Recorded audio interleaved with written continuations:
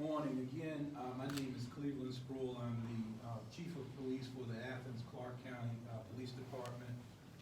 Here with me also is Michael Ayers, who is the Special Agent in charge of the Athens region for the Georgia Bureau of Investigations. Thank you all again for coming out this morning.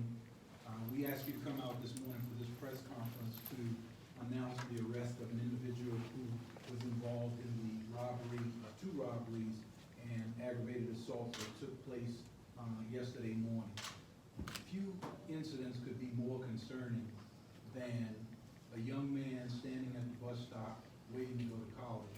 He was accosted by an armed assailant, robbed, and shot.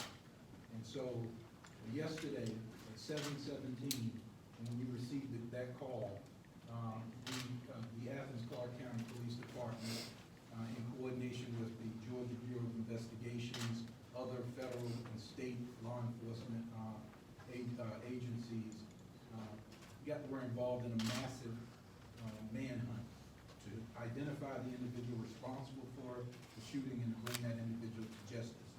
At about 1:40 a.m. This morning, our team led us to an address in Gwinnett County, and we arrested 20-year-old Zarin Garner. He's an Athens resident. He was charged with armed robbery and aggravated assault, 2 counts. He's currently being held at the Athens-Clarke County Jail. He has no bond at this time. The public was very involved in helping us to identify who this individual is. We worked with the Georgia Bureau of Investigations yesterday and put that sketch out. The media was able to get that out, and leads and tips began to come in, and we were able to, based on those leads and tips, track it back to the individual who was responsible. And again, that was Zarin Garner. At this point, what I'd like to do is, I have the family of Tate Rosano here with us today, and Tate's father, Davin Rosano, would just like to address the media quickly. Thank you, Chief. Again, my name is Davin Rosano. I'm going to say a few words on behalf of the family. Certainly, and first of all, we'd like to thank all the great work the three men on either side of us have done. We can't tell you the unbelievable support that we have gotten. We've gotten great communication from Mike Ayers from GBI, Chief Sproul from Athens-Clarke County Police Department. I think that there was some assistance from FBI and Secret Service, and even went up the chain to the governor. We received a call from Governor Brian Kemp last night in support of everything that these guys were doing and giving them the green light to do what they needed to do to bring justice back to what was, for us, certainly a pretty tough situation. Again, we appreciate the governor checking in, not only as a governor of the state of Georgia, but also as a parent of a student here at UGA, and so we appreciate that support as well. Again, the outpouring of support that we've gotten, not only from a law enforcement perspective, but also from a healthcare perspective at Athens Regional. We just are overwhelmed by the care that we've gotten there. Certainly, friends and family that are coming in from the communities of Milton and Alpharetta and coming throughout Georgia and beyond and nationwide. We just want to say to everybody out there that has touched base with us over the past 24 hours or so, we appreciate you. It's impossible to be able to respond to everybody because of the outpouring of care and support that we've gotten, but couldn't do it without you. Certainly we want to update you on Tate as well. Tate is he's doing well. I think the most important thing for everybody to know is that he's getting rest, and today we look forward to Tate making some progress. And it was a pretty tough day yesterday. He could get some good rest through the evening last night, and we look forward to him again taking some small steps to his recovery later today. So with that being said, again, thank you for being here, and we as a family and beyond appreciate all the support that we've gotten from law enforcement, healthcare, and our friends and family and community. Thank you. Just briefly, I would just reiterate what the chief has said and what the family has said. We are here today not because of anything that those of us standing up here do. We're here because of in the immortal words of Edmund Burke, the only thing necessary for the triumph of evil is for good men to do nothing. The community poured out for us yesterday. They contacted us, they put us in the right direction, and they gave us the push forward to be able to develop a suspect and to be able to make an arrest in this case. It is a prime example of what happens when people work collectively as a team, and that's what we've had great success with in this investigation. And again, I would thank not only the officers here, but literally the 50 other officers that worked on this case throughout the night. We're just glad that this has come to a successful completion without anyone else being injured. But thank you very much. So at this point, we'll take questions if you have questions. Chief, first of all, there is a mugshot of this gentleman, previous mugshot. Can you talk about his past history, his past run-ins with the police? Well, we do know that he has a low-level criminal background, but other than that, I don't know this. And are you able to say how you found him? Again, we began, after that artist rendition was released through the media, we began to get leads and tips from the community, from citizens, but also from within law enforcement community. And we learned that we had a prior encounter with this individual. And so he became the prime suspect, and that led us in this direction. Did he put up any kind of resistance when you went to arrest him? No, he did not. And if I could ask the family, I tell you, a lot of us here have colleagues whose children go to UGA, so we have felt your pain and have been thinking about you guys. How are you doing? I mean, how have these past 24 hours been for you? Plus, how have these past hours been for you? Yeah, great question, and obviously been extremely difficult to your point. I think one thing that we want to make sure that everybody takes away from today, and I said it before, but just the outpouring of support that we've gotten, it really makes a difference. Not only from people calling and texting that may be local or local to Metro Atlanta, but it has been reaching beyond state lines.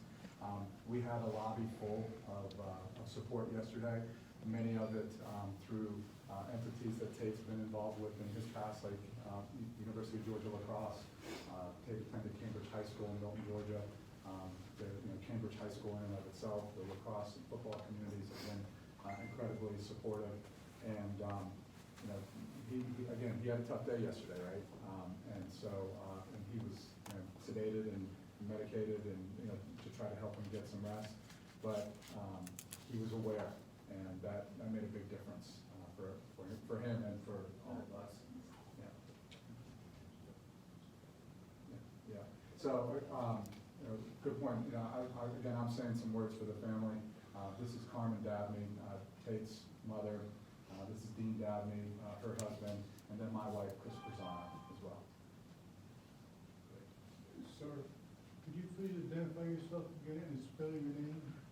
Sure. And also the case's name? Yep, so my name is Dobbin, Dobbin. I'm sorry, once again. Dobbin. D is in David, Obbin. Last name is Pizzano, P is in Peter, Rezzano. Prezzano.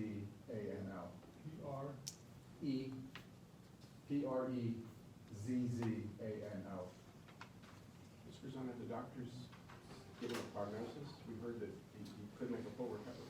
Yeah, we've got some work to do, but certainly, I think the goal yesterday from a medical team perspective was, let's make sure that he gets some good rest. What we're doing today is trying to be a little bit more productive and go through some testing that we weren't able to do yesterday, just based on where he was in his progress. So we'll take some of those steps today and hopefully be in a great position. But I can tell you that based on what Tate went through,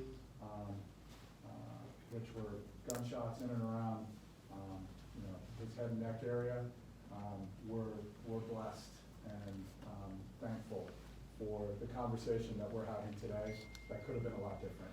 Has he been able to talk to you at all? We've communicated, based on some of the things that he's got going on, like reading tubes and such, he hasn't been able to speak yet, but, we've been communicating to, many of his classmates and teammates and such.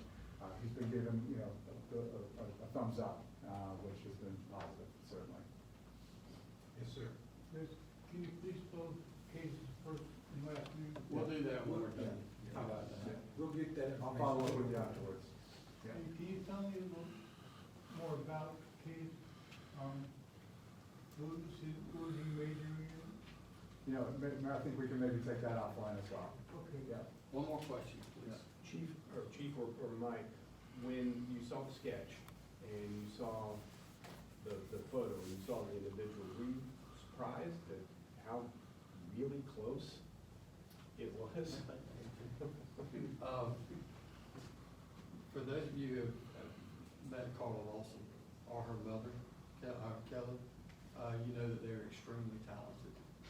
And yesterday, Kelly showed us just how talented she was. If you look at the sketch compared to his photograph, the two are nearly identical. And you cannot underestimate the value of that in this investigation, because it is that sketch coupled with that vehicle that led us, the public, to being able to give us those clues. Yes, sir, Jim? Mike, the offender was booked in on a charge of criminal attempt. Was that a criminal attempt to commit armed robbery or murder? There is no statute for criminal intent to commit murder. Okay? Well, oftentimes it's spelled out in the warrant. I understand that. The chief has told you he's been moved with 2 counts of armed robbery, 2 counts of aggravated assault, and is currently being held with no bond. Additional charges may be forthcoming once the case is put together and completed, and the district attorney has an opportunity to review the file. These are all Criminal preliminary charges. attempt to commit an unnamed felony. We'll talk with you afterwards. I'll answer your question. Anyone else? The suspect is from Athens. He's only 20, it said. Do you know if he's in school? Is he a student at the university, or does he go to school anywhere? I don't have that information. We don't have that information. I don't believe he's a student at UGA, but I don't really have that information. We'll take one last question. Are we able to recover any of the property when he was found? At this point in time, I'd rather not go into that. Those are evidentiary issues. Okay. I'd like to just say thank you again, and please keep